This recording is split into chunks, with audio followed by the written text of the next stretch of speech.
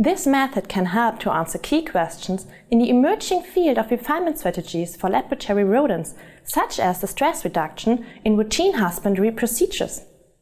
The main advantage of this technique is that it can help to improve the routine process of cage changing, and in this way helps to improve the well-being of laboratory rats.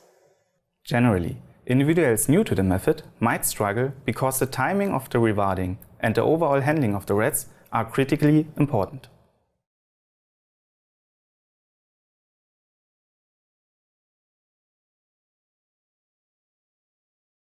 First, bring the home cage to the training area, which should be a quiet place with limited distractions.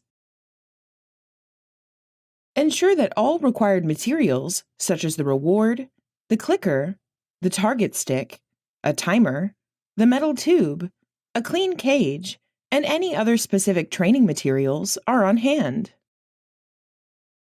Critically observe the rats for any sign of discomfort throughout the procedure. Next, remove all items from the home cage.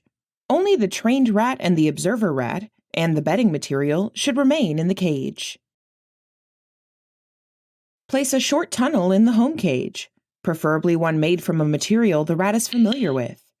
Wait until the rat sits in the tunnel and then offer the rat the reward. As soon as the rat shows interest and is about to start nibbling on the reward, click and then let the rat feed on the reward. To ensure that the pairing of the two reinforcers is successful, repeat clicking and then rewarding